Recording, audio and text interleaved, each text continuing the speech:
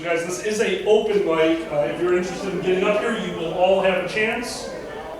Especially with an audience like this is going to be nice. You're just going to be having a conversation with everybody. Just before we get started, a little background if you don't know who I am. I'm that tall, weird motherfucker that goes to a bunch of these conventions. I've been doing improv for 14 or 15 years now. I'm too old to remember.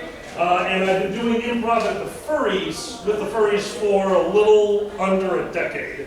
And I've been a furry way too fucking long because things happened and then I was a furry. I think that's the background. If you really boil it down and they don't want to talk about it, and at first like, things happened and then I was a furry. Like, oh, okay, yeah, no, that makes perfect sense. That's how it happened to me. Things happened and then I was a furry.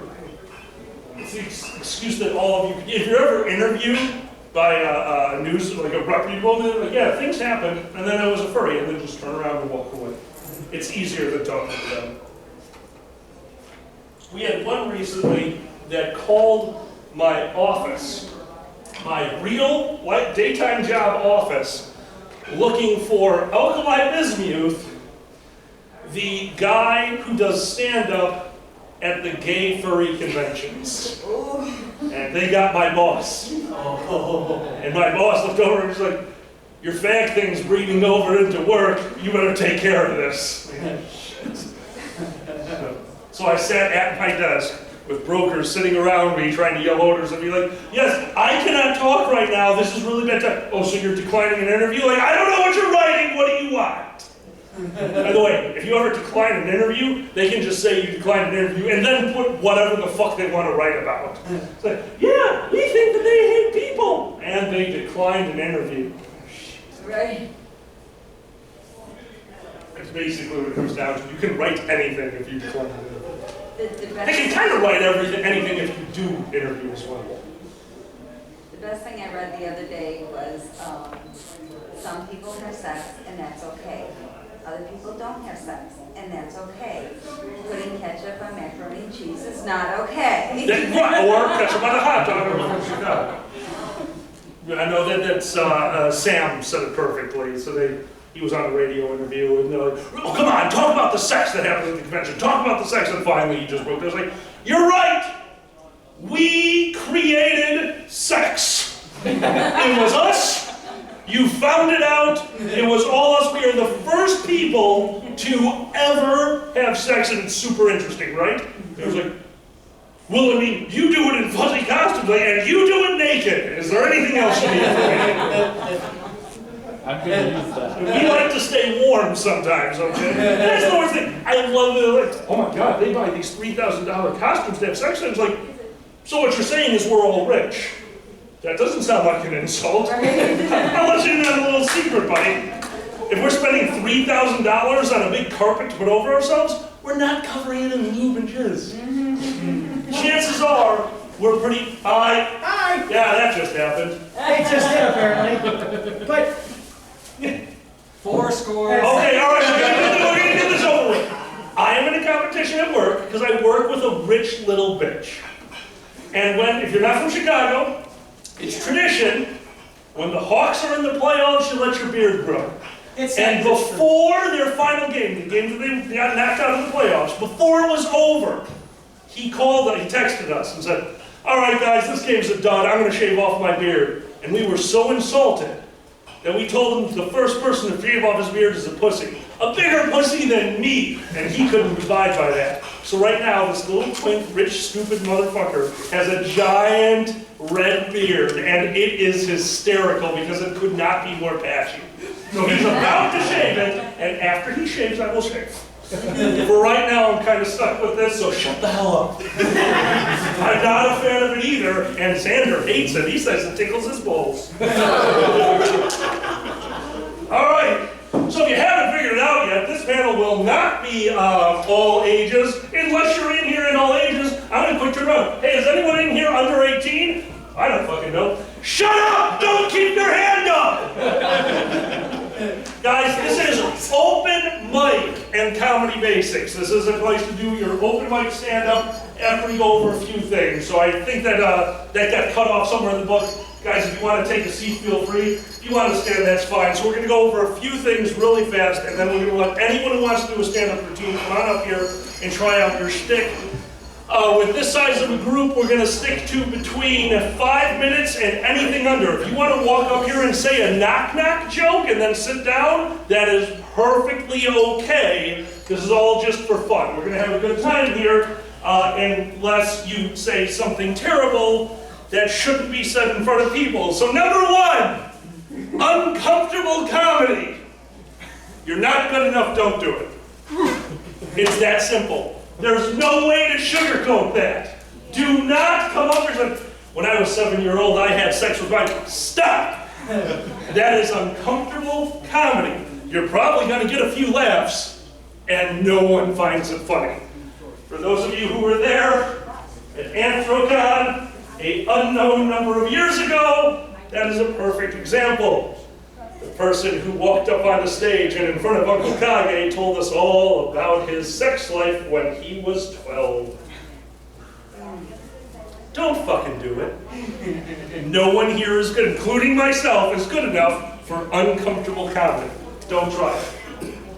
Shock value comedy is great if you throw out a one-off. It's called a flash in the pan.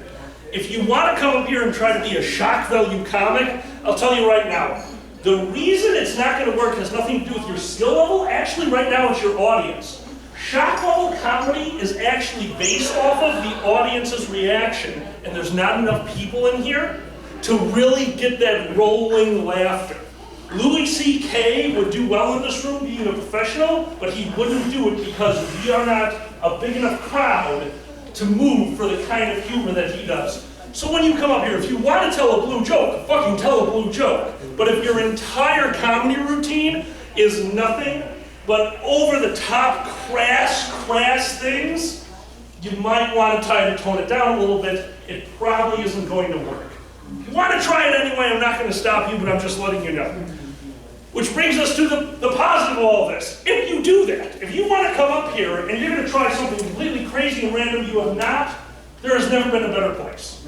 This is the most friendly people in the world. Furries are the most wonderful audience you could possibly have, because if you do well, everyone's going to remember you and say, oh, that's the guy that made me laugh at his dick. That was really funny. Remember his dick? His dick is fucking hysterical. I like his dick. And if you bomb, the audience is going to sit there. They're going to listen to your story. They're going to think, man, you know what I would have done if I told that story? And then the next person's going to come up and it's fine, it's over. Guys, don't worry about bombing up here. I have bombed on stage more times than I can count, and there is no better audience to bomb in front of than furries. We are forgiving, and we're not going to heckle you.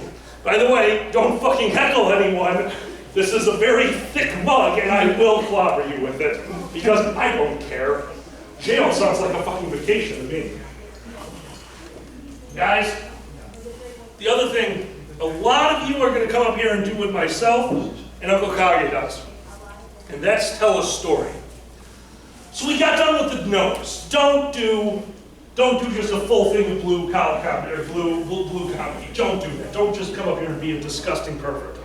Don't tell uncomfortable things. Don't be uncomfortable to the audience. But come up here and tell your story. We have all had some interesting things that happened to us in our lives, and it's because we're furries. And we're like, oh, hey, look, a meteor is coming, and everyone ran away, and we're like, that meteor has a tail, and I'm furry, and we go towards it because we're fucking psychopaths, and it's amazing. The shit that has happened to furries breaks my brain, and it's your fault, and it's wonderful. But that being said, if you have the greatest story ever told, and it's nothing but lead up into one solid punchline, you're going to get a laugh on that punchline. But the build up to the story is going to cost you your audience, and that's not what you want to do. So as you're telling your story, you need to remember, bring people in, exaggerate, use your words to keep people interested in the story. I was walking around last night, it was really dark out, and that's when I saw a guy by a mailbox. Okay. I was walking around last night.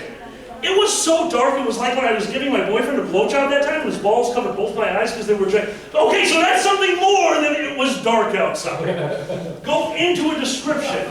Have something a little strange. Keep us involved in the story. And if you can do that, if you can have jokes as you lead up to the punchline in the story, you've already done what a majority of comedians that I have watched and have gotten paid for what they're doing can do. I have watched comedians who get paid for their services go up there and tell a 5-minute story without a single laugh and tell a decent punchline. And that punchline is what got them their job. But the rest of the story is what's stopping them from doing anything but opening from schmucks like me. So that's my biggest thing that I can tell you guys. If you're gonna tell a story, please throw in some humor in there, keep the audience involved. If you do that, you've already got it. You're gonna have a great time up here, we're all gonna have fun. And finally, general comedy. Don't worry about the audience reaction. Guys, there's only about 20 people in this room. I'm not going to hear any laughter because there's only about 20 people. And also, you're concentrating on your words, your actions, you're concentrating on a bunch of other things. I have not looked at any of you since I've been talking up here. I'm looking over all of your heads. I don't know anyone's reaction, which is fine. You're telling your story. Don't go off the audience's reaction. People can be enjoying themselves without laughing out loud. Just don't get nervous. Enjoy yourselves, tell your story, tell your jokes, and when you feel like you're done, say thank you to the crowd, and we'll get you off the stage. You can sit down. I'll give you pointers if I think you have, if you need any. If not, I'm going to just tell you that you did a good job. We're here for fun. For the love of God, just come up here and have fun. So, before we get started, does anyone have any questions? This is legitimately what the basics of comedy boils down to. Oh, and the other thing is use the stage. It's the silliest fucking thing, but standing still does not make for somebody who looks at ease on stage. And the energy that you're going to project towards the audience actually matters. If you can keep moving around, if you can at least move your hands to talk, but if you stand here and you completely robot the entire time and you do everything in a single tone, I guarantee you that it's not going to work unless your character is a robot that is staring at the wall and that exact spot. Actually, that spot is kind of nice. Okay, if you're going to stare at that spot. It looks really nice over there. I don't know why. But guys, please, utilize your stage. Does anyone have any questions? Does anyone have ever tried this before and noticed something that you have a question about? Or would like to just get on to some stand? Awesome. All right. We're going to get on to stand-up. I'm going to shut the fuck up for a while because that's my favorite thing to do because I can drink more. Guys, who would like to be the first person? Remember, with this size of crowd, we're going to limit it to 5 minutes. And if we have time at the end and you did relatively well and you want to go back up, we might let you back up onto the stage. With that being said, 5 minutes or under. Once again, if you want to go over here and tell a knock-knock joke and sit down, do it. Who would like to try their hand at open mic? We do not have a microphone. You will need to project so that the crowd can hear you. That being said, this room is actually very good for that. Your voice will carry as long as you're not speaking in a whisper. Oh, guys, come on. I believe in you. Would you like to try it? Yeah, someone mind recording me though? Would you mind opening the phone for the recording? All right, what would you like to be introduced as? Snow? Ladies and gentlemen, let's give it up for Snow!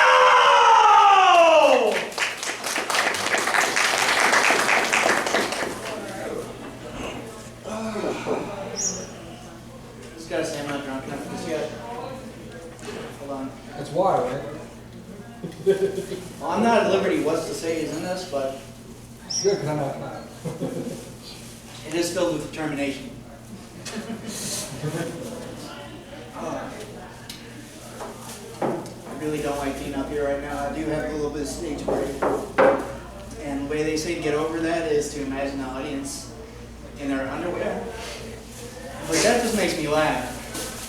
So, I gotta imagine y'all naked. And I gotta say, you're a very good looking crowd. I got a boner right now, but it's sticking up in your waist there. You can't see that. That's why. Just saying. Yeah, it's gonna be one of those sets. As a person with suicidal depression, I choose life. Bet y'all didn't think there would be prizes for coming out. Free cereal. Hey, so. I got free life. One up, alright. So dick jokes. My dick tastes like potatoes. I call it the dictator.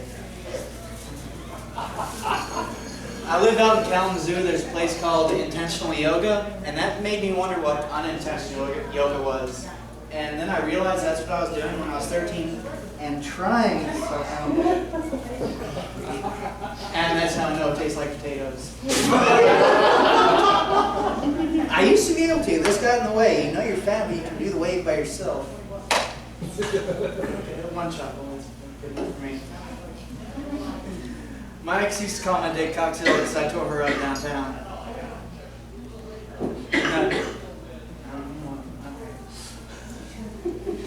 Used to have trouble coming up with dick jokes, and one of my comic friends gave me a little bit of advice. He's saying, if you're having trouble coming up with dick jokes, just look at it. So I'm in my aunt's basement, and I'm just examining every nook and cranny. And this isn't important to the bit, but I'm up here and talking, so you get to watch me do this, and it makes me feel good. But anyway, he said, none of these jokes are going to come to you unless you look at it. And I'm looking at it, and I realize nothing's going to come to me unless I do this about 500 or 600 times.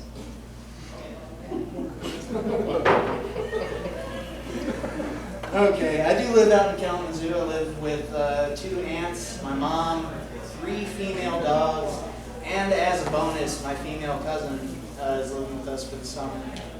There's so much estrogen in this house, guys, you can cut it with a knife. And there's only so much estrogen a man can take before he turns into a woman. That's 3.4 milligrams a day. I'm not really sure, but I keep on sure.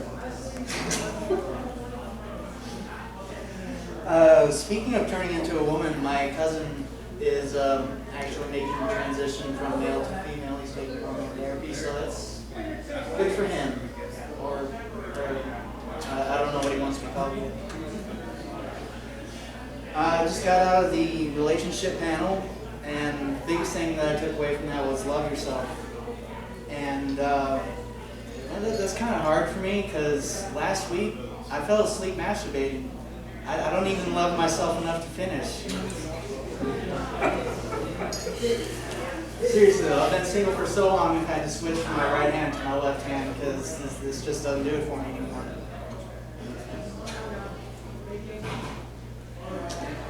Alright, how much time have I gone through? Minute 30. That's it? That's all I've done? No, you got a minute 30 left. Oh, okay.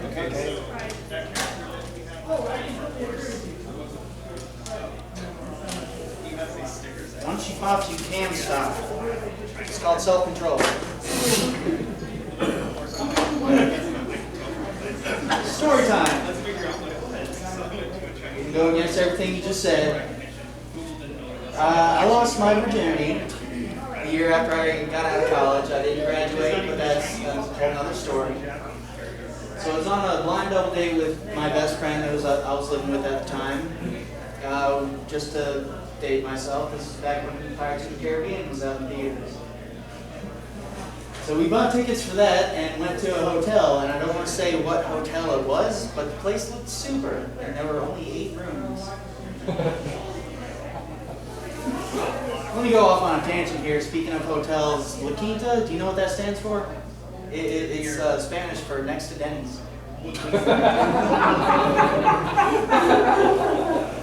Anyway, in the hotel room, there was only one bed, so my friend and his girl decided to take the bed, me and my girl decided to take the bathroom. And I guess that explains why I have a fetish for showers, both regular and golden. Alright. Almost out of time, so I'm going to end this on a blue note. I was a big fan of the Fast and Furious movies, so it was a real shame to me when Paul Walker died, but I couldn't help but make a joke out of it. What's the difference between Paul Walker and my late love? What? I actually gave Dan my laptop. Actually, no. What? My was an Arizona car and it had the blackest. Ladies and gentlemen, let's hear it for Snow. Okay. So, despite you saying, I'm going to go a little blue here for the end, you actually utilized your disturbing jokes really well. You threw them in there sporadically, that's what you were looking to do. That was perfect. The little golden showers knock, like, okay, you threw everyone off with that. That actually worked incredibly well. And ending on such a dark note, I'm an asshole, so that was fucking hysterical. You did an absolutely wonderful job. If you get comfortable performing that, because you actually were starting to look very comfortable up here, if you keep practicing that, I'm telling you right now, you've actually got something there. That could totally work up on stage, and it's better than some of the crap I've seen before. And I'm not talking about furry cons, I mean people that have opened. That actually worked out really well. So it was fun. I liked your idea of doing little jokes inside of the bigger ones. That was very, very fun. Great job. That was an absolutely great job. Yeah, good job, Snow. All right, guys, one more time. Let's hear it for Snow. That was very well. All right, guys, the hardest spot was taken. Snow went first. Is there somebody who would like to go next? Is there somebody who would like to try out their chops with open mic? You guys can come up here and tell a joke. You guys can come up here and tell a story. Anything. If you don't, I'm going to start telling convention horror stories. So, would you come on? 2 stories I can tell. Great. What's your name? Kit. Kent. Ladies and gentlemen, give it up for Kent. Kent, you've got 5 minutes max. Have fun. Alright, so Memorial Day weekend. So I figured I'd get up here and tell some military horror stories. Once a year's nice. Nice. I was in the Marine Corps. I was in the Marine Corps for 4 years. I used to work on UAVs. In boot camp, I was a petulant little bastard to my brothers. We were on rifle range. Half of my platoon had shot perfectly. Half of them had shot in space. So there's these things called stickies. You got to put them on the targets to cover where the bullet holes are. It's freezing cold. Even the women were freezing their bowls off. And they had this little cabinet right there where all the stickies were, and I was a sticky runner. And I thought I'd be smart. Hop up right next to it and stick my hands in my pockets. Well, in the military, sticking your hands in your pockets is about as equivalent to taking your dick out and sitting there in front of someone's mom. So I'm sitting there, hands in my pockets, nosing my balls off if I had me. And my drill instructor, Sergeant Shepard, meanest black lady I ever met, came coming around the corner. She was like a demon out of hell. Look at her. See her hands in her pockets. No, ma'am. This recruit did not have her hands in her pockets. She just, strolls off, walking like this, that sort of thing. And I thought, oh, she's gone. I'm good now. She appears again out of nowhere. This woman can teleport, I swear. She goes, go get her! I know. She goes, I see we want to have an attitude, Gokinawa. No, ma'am. Oh, yes, you do. Yes, you do. And I was like, well, Mom and Dad are going to get my will soon and that $400,000 real quick. So, she's like, oh, yes, Mom. That's all. She's like, all right, 90 degrees. I am. What was that? I am. She's like, you know what, Gokinawa? You sound like a cat. And instantly my mind went, oh, shit, she knows I'm a furry. I'm like, oh, fuck. And she's like, you know, Gokinawa, that attitude of yours, you sound like a cat. Meow for me, Gokinawa. I'm like, well, my persona's not a cat, but meow for me, Gokinawa. Hi, ma'am. Meow. She's like, The balls are magnetic, they just try no, I don't think I heard enough attitude in that meow. I'm like, then who are you? Meow, it's a person. I'm sitting there doing this. She's like, meow. And she's like, from now on, you can only speak cat all day. I'm in the middle of Marine Corps boot camp. You have to scream, I am, to the point where your lungs are getting caught with your tongue. So she goes off. I'm sitting there like this up against the wall, freezing, upset, and apparently a furry in boot camp. And our captain, God bless this poor woman, tiny little Asian chick, she's just eating crackers and she comes up and she goes, what are you doing? And I go, meow, meow, meow, meow, meow, meow. And she just stands there. Her whole face, like, she was just like, and she's like, recruits? I'm like, meow. She's like, stay right there. And she goes off. And I'm like, oh God, who's she going to get now? 3 drill instructors following the captain. And she goes, watch what I can make it do. And I'm like, somebody show me. And she's like, recruit. What is your name? And all the drill instructors just, they're throwing their hats, they're slapping their knees. And I'm just sitting there, I'm like, somebody please kill me. And my senior drill instructor comes up and she's like, go, Canard, I heard you want to be a cat today. In my head, I wanted to scream, no ma'am. But out loud, I was like, meow, meow. Well, she's like, I've got the perfect litter box for you, you dirty cat. Oh, shit. Come with me. Well, in the Marine Corps, in boot camp, you have a thing called the sand pit. And that's where you die. She ran me out to the sand pit, and she's like, well, Kitty, use the litter box. And I'm like, I kind of go to grab it. She's like, no, just start digging. I'm like, okay, so I just start kicking with my feet. She's like, on all fours. I'm like, kicking, everything like that. And she's like, all right, now roll around in your litter box, you dirty cat. Roll around in the sand, getting all dirty. She's like, all right, cat, go back to your post. Come back over, 9 degrees. And she's like, all right, cat, now stay there. She goes off. The drill instructor comes back. And all the phones come. Sing the Meow Mix song. So I sit there and I start singing the Meow Mix song. Well, all of this led up eventually to the evening where I was released of being a furry in boot camp.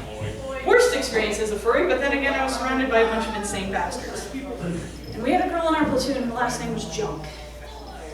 Poor Junk. She messed up so bad. So she's running back and forth down the hallway being punished. And our drill starts questioning and she goes, Junk, where are you from? And she's like, she had a little mouse voice. And she's like, I got your number, Junk. Your mother banged your brother. And that made you Junk. And you hear Junk just like crying in her throat. She's trying to hide her tears. And she goes, out of all your brother's swimmers, Junk, you were the best. That tiny little trash sperm swimming. Your mother, you were the best, Junk. And Junk's just crying, running, just slobbering everything. She's like, no. She's like, oh, no. She's like, you are the best out of all the pieces of garbage. So we are going to join your garbage brethren. Follow me to the dumpster. You just see poor Junk. She goes running out to the dumpster. We're all looking out the building because we're on the 3rd floor. She's like, join your family, Junk. She hides into the dumpster. She's like, all right, embrace your family, Junk. And you just see her scoop up all of the trash and hug it. And she's like, now tell your family how much you love it, Junk. And she's like, she brings her back in. Junk lays down and she's like, I think you're the most golden piece of junk we've ever had in all years. But those are my military stories. That's more That was awesome. more. Your name is Meow, and I love it. Also, I now know why I would never join the military. They're far too much fun. I had a boyfriend whose last name was Meows. He ran the intercom, and whenever anyone had to call, get down here right now. That was wonderful. I love those two. Once again, it was the exact same thing we were just talking about. You threw in jokes in the middle, even though you lived the jokes, so that could not have worked out better. That was so much fun. That was wonderful. Thank you so much for sharing that. All right, guys, who would like to go next? Who wants to go up here and try your chops at comedy? Promise is better than being a furry. I promise you that. Especially the 90-degree thing. I don't think I can do that for more than a Yeah, minute. she made me sit there for an hour. Holy shit. See, you were afraid of it. Fine punishment. You got one? All right, what's your name? Oh, yes, Tiger Tiny, come on up. Ladies and gentlemen, let's come over for Tiger Tiny.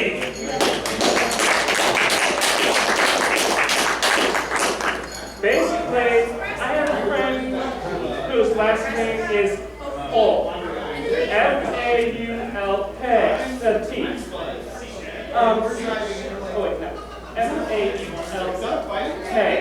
So basically, he would sometimes have these professors that say his last name terribly, and then they'll say his first name, and he'll be like, here. So your professors asked if Mr. Fuck was there, is that what you're saying? No, they'll say that, then they'll say his name. He'll be like, I'm here. Ladies and gentlemen, our education system at work. Calling students fuck. Information given about our biology class, we had a man who believed mermaids were real, and he asked how they evolved. That is not something that makes me feel better. I am now fearful for humanity and thankful that I'm a furry. All right, guys, do we have anyone else who would like to come up here for a short story, knock ketchup, anything like that?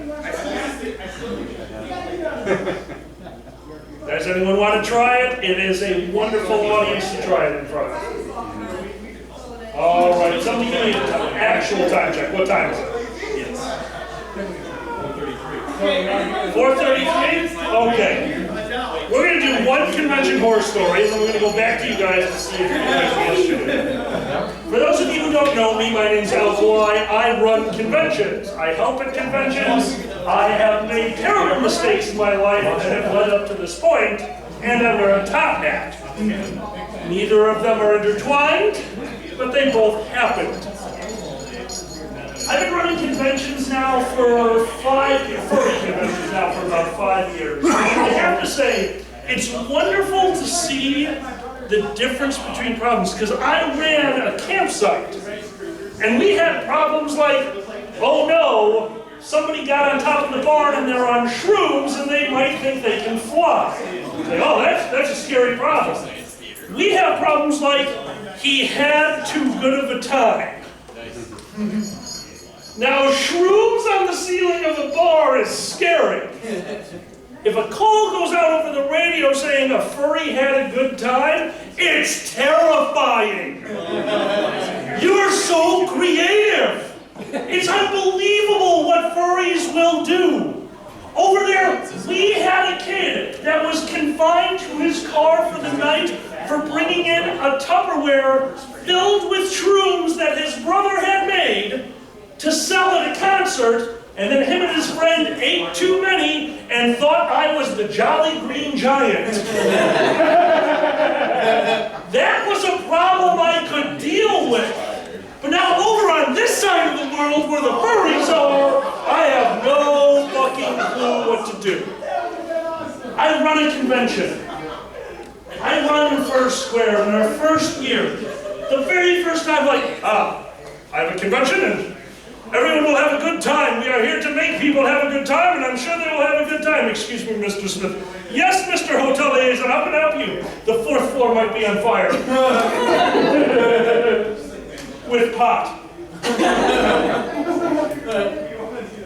I'll take the case.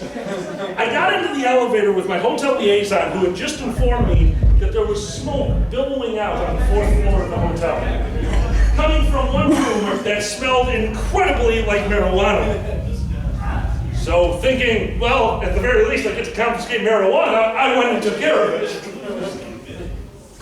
Now, when I got to the room, I realized why the hallway might smell like marijuana. There was smoke billowing out front of the door. For those of you who don't know the thesaurus, billowing out does not mean smoke was coming out from the door. It means smoke was coming out from under the door. That's not normal. I can't wait to hear this one, so I went and knocked on the door. And I heard the first thing, oh shit, did you move the towel? What had happened was, everyone in the room was high out of their minds. And one of them decided to take a shower and found the only leftover towel, which was the one blocking the door, where the smoke was flowing out. Because furries are wonderful! Furries are numerous! And some furries are engineers, and one of them turned a fog machine into a vape machine and filled the room with pot. Now, if you've ever used a smoke machine, you know that there's two ways to use it. One is in equilibrium with your outside air. A fog machine that spews out fog of a temperature near where the air is produces fog. A fog machine that sprays out fog that is colder than the air produces ground fog. They were producing ground fog. They were running it through an ice bath, through a tube, to keep it down here. Their thought process being, well, we don't want to overdose on pot, so we'll keep all the pot smoke down here, and we'll be up here having a good time. Yeah, that was wrong. The pot smoke was dense to the point I couldn't see my feet right about here, and when they opened the door, it cascaded out. It was like watching a bunch of children run away from their parents, like, we're free! And the hotel liaison standing next to me goes, holy shit! And is smiling like a sociopath. And I looked over to him and was like, you do know I can kick them out of this room? He's like, yeah, you better, and then we're staying. In my possession right now, I have a fog machine that's been superfitted to take marijuana, a lot of old stale pot, and a phone number of one fuck of a dealer. So they did not get in trouble. The hotel said, this is too amazing. Everybody gets one.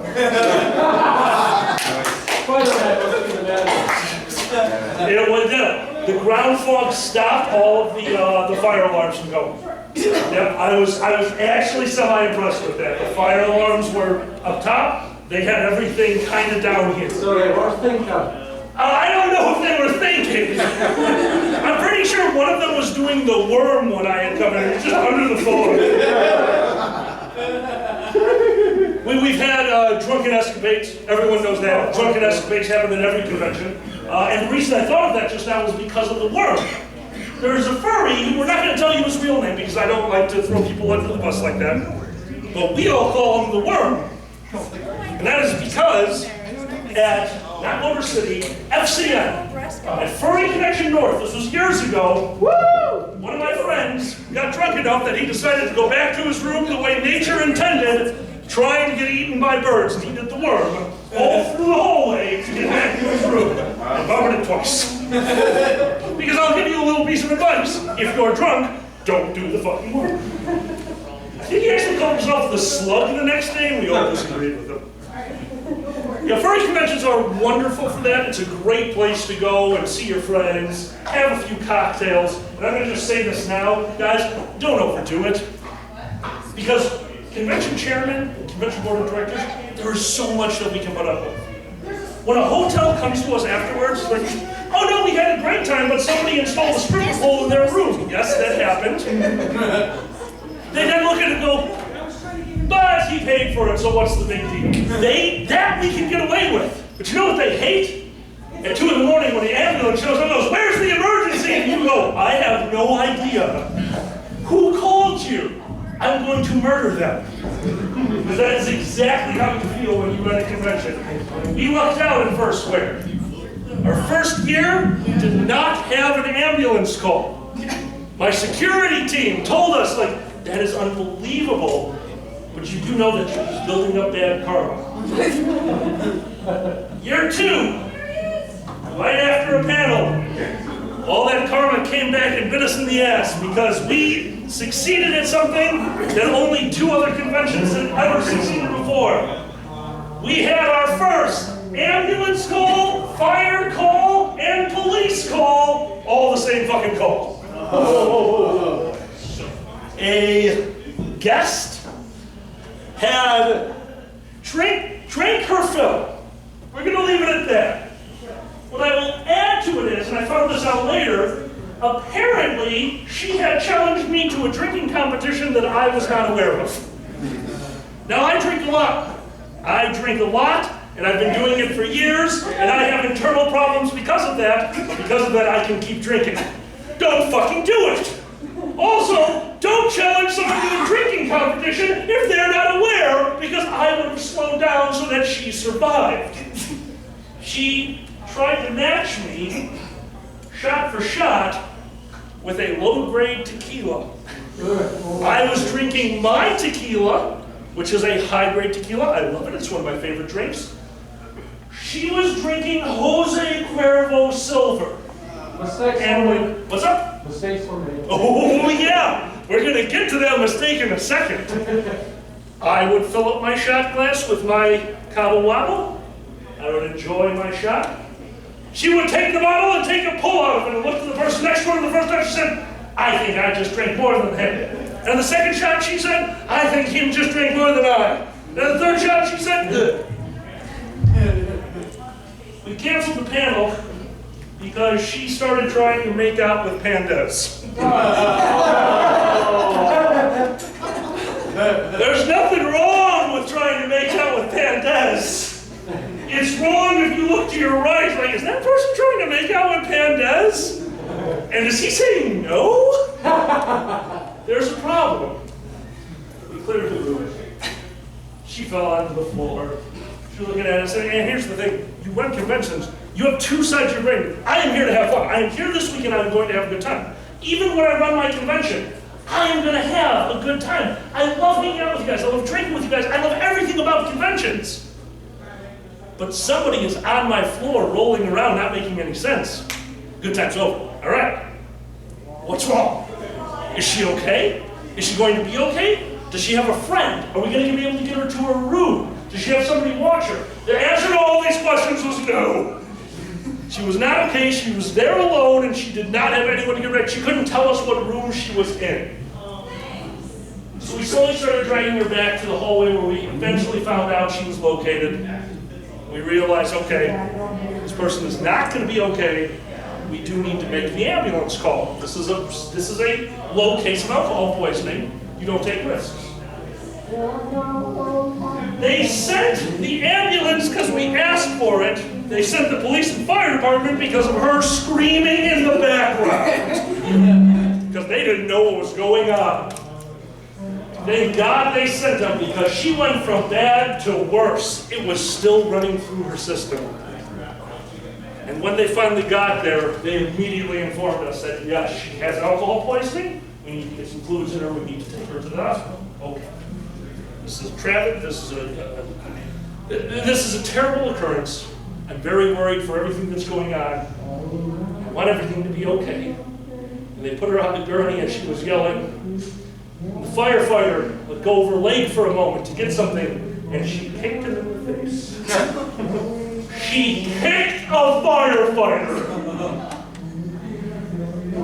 And the gentleman standing next to me, who actually ended up being, I believe, a sergeant in the local police force, looked at me, and the entire time said, "These things happen, she's a little drunk, everything's gonna be okay." Kick the firefighter. "She is going to jail, we are reading her." I'm like, oh shit!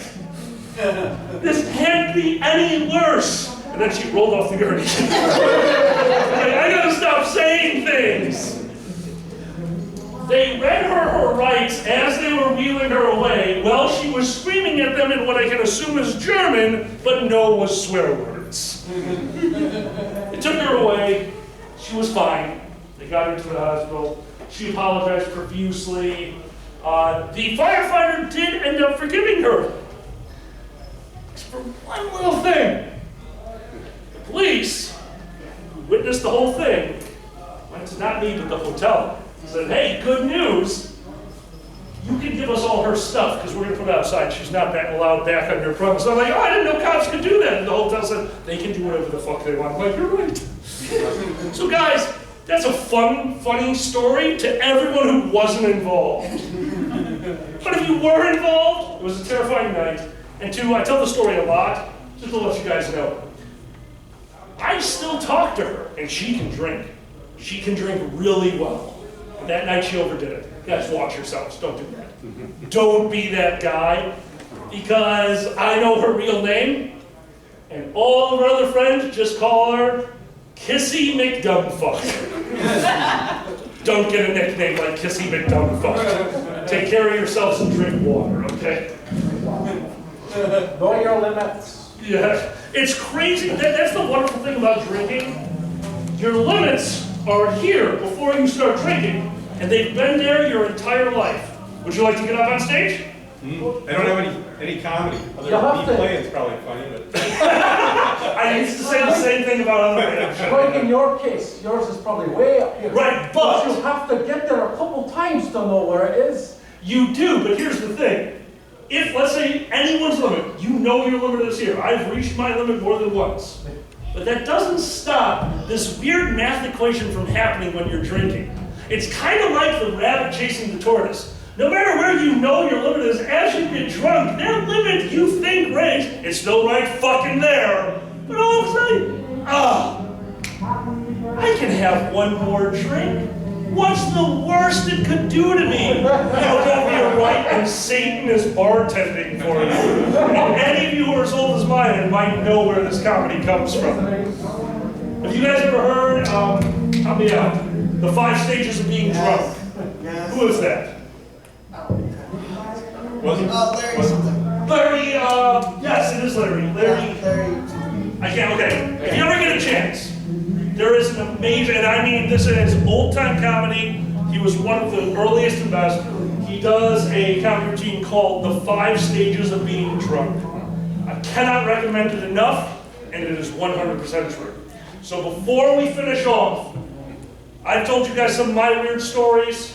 Is there anyone else who would like to get up here and try their chops and stand up? Or would you like to play us a song? You want me to play a song? I will. I would love for you to play us a song. Okay. It's a performance. Okay. All right, performance! Let's do this! Next door. You'll get to hear him next. Yeah. Okay. Okay. I'll give it a go. Songs! She was standing at the low end of the truck. She was sniffing all around like a half-grown female pup.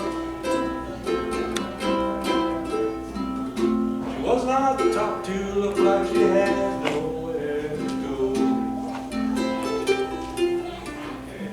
So I gave her a pass so she could get in to see the show.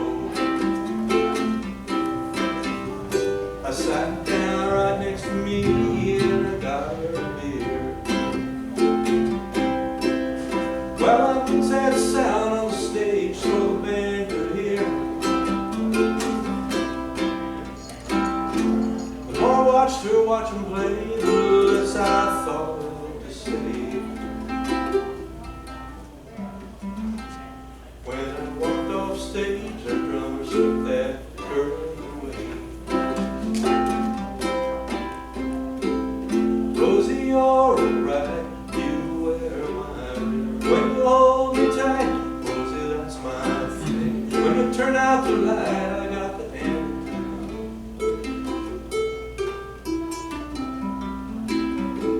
Looks like it's me again tonight, Rosie. Well, I guess I might have known from the start that you'd come for a start. Might have told my imagination not to run so far. All the times that I've been burned by now, you think I'd learn that it's who you look like, not who you are. Rosie, you're alright, you wear my ring. When you hold me tight, Rosie, that's my thing. You turn out the light, I got to hand it to me. Looks like it's me again tonight. Looks like it's me again tonight. Looks like it's me again tonight, Rosie.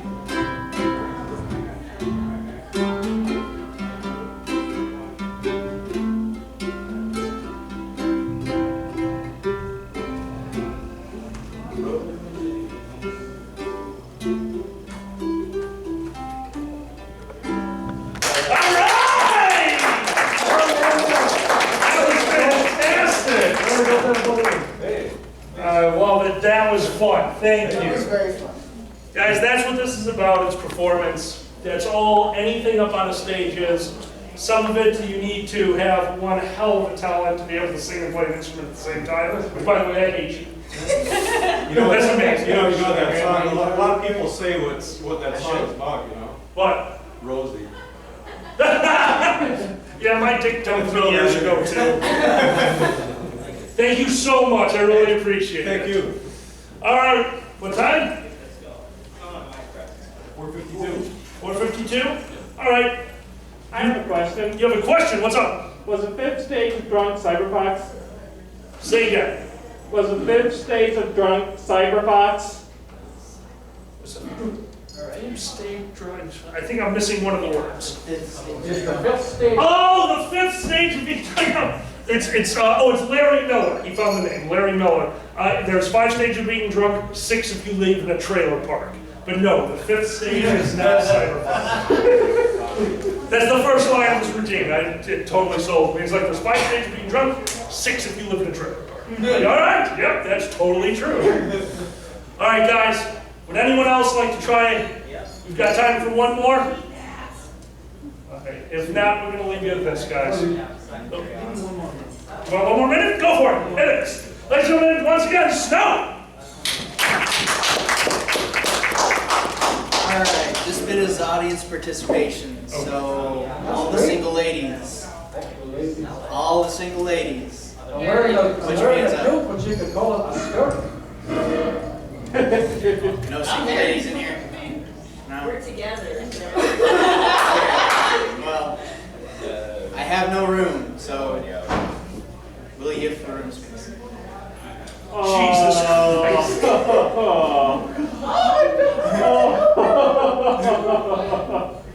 Bad dog!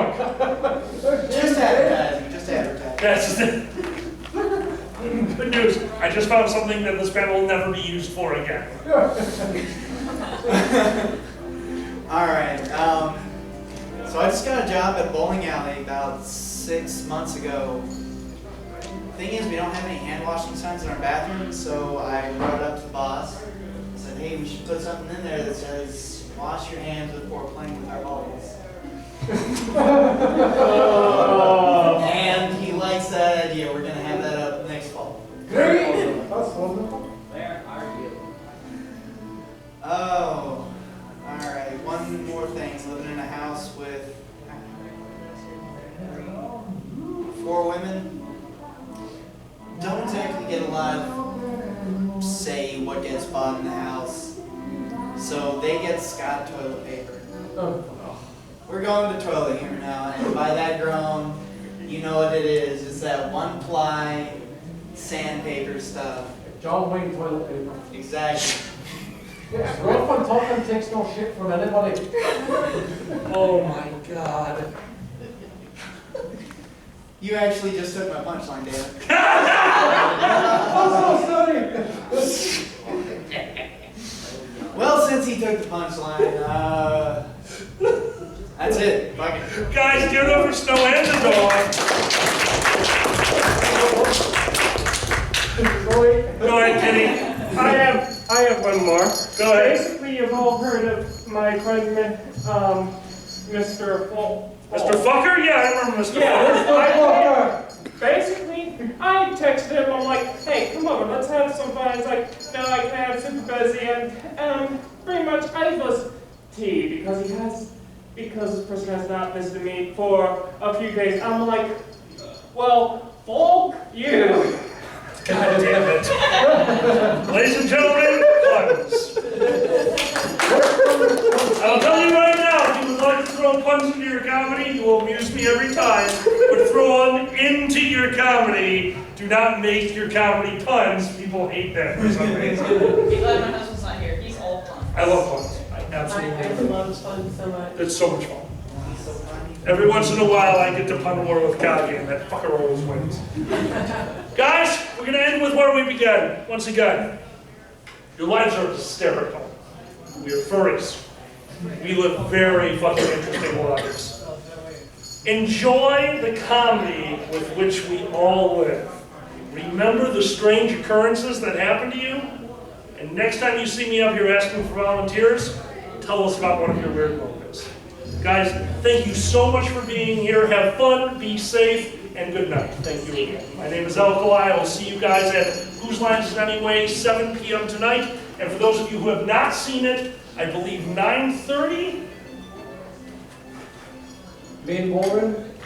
No, it's going to be in here. No. Whose Line is going to be in the main ballroom. Right after Whose Line, 9:30, we are doing a charity show. Myself, Pandez, and a few guests. Guys, when we do a charity show, that means it is a free show, and if you have money to give, give it. If you don't have money to give, don't worry about it. We're just going to be doing a show. It's just the two of us getting fucking wasted. Please pass that around. We're trying to make some money for the charity, obviously. I really appreciate it. That being said, one more time, guys, be safe and good night.